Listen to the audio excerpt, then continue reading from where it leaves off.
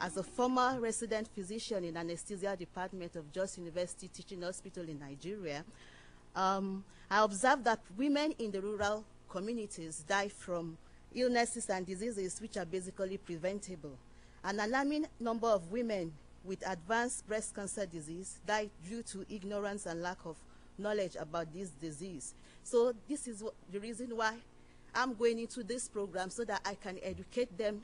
This is an enormous task ahead of me, but I have no doubt that with continuous support from you, much can be accomplished. Thank you. In development work, many women's and children's voices were not heard. So that's why I would like to promote their children's rights and women's rights in our country when I get back home. I haven't allowed my gender or poverty determine my destiny.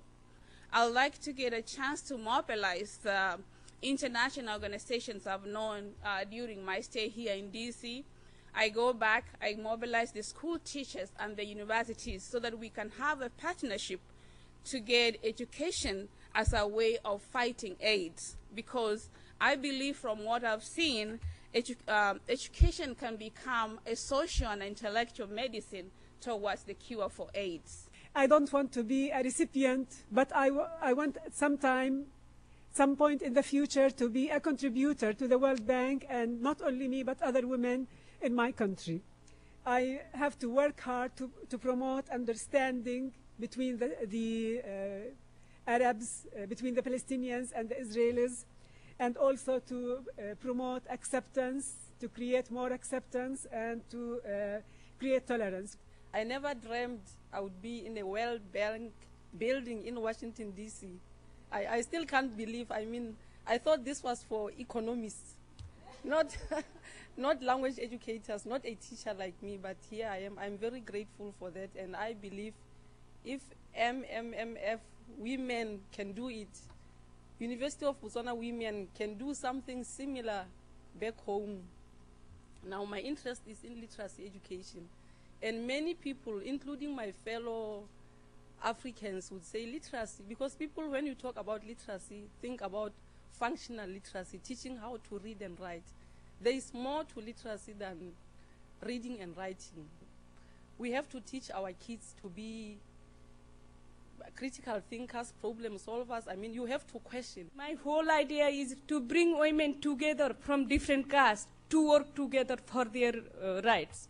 They are the catalyst of social change. They are decreasing domestic violence in the community. It is breaking the caste system. Now we have mixed women in our group. This year we are planning to help more than 1,000 children to go to school. And I believe empowering women is empowering whole community. As a filmmaker, I'm inspired and moved to make art through observing life.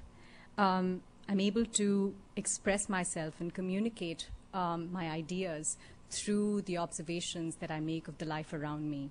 My stories are usually about women who find themselves at the margins of society. More to me, it seems as if communication, especially in the present days, is by far one of the strongest tools to use to be able to communicate ideas, to be able to make marginalized communities feel more part of a mainstream society.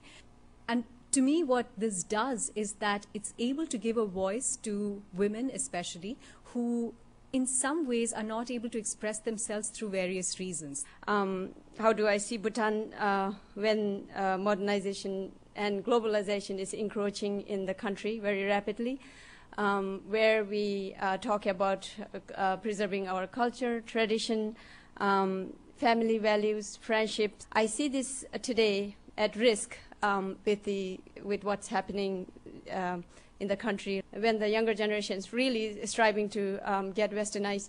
So we need to find a middle path where how to balance it. My role is, I see it as a bridge between the grassroots level women, including women, children, and the school teachers, school systems. How can we incorporate these values and the philosophy into classrooms?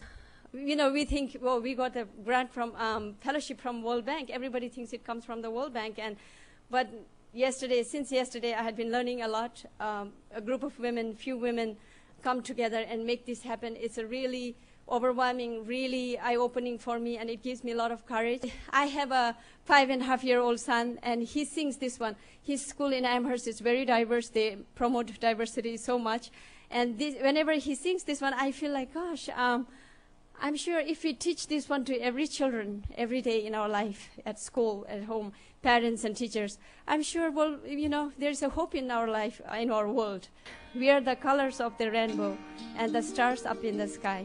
No two of us are quite the same, and here is the reason why. We all have a purpose and a special place to serve. It takes a world of differences to make a difference in our world. Thank you.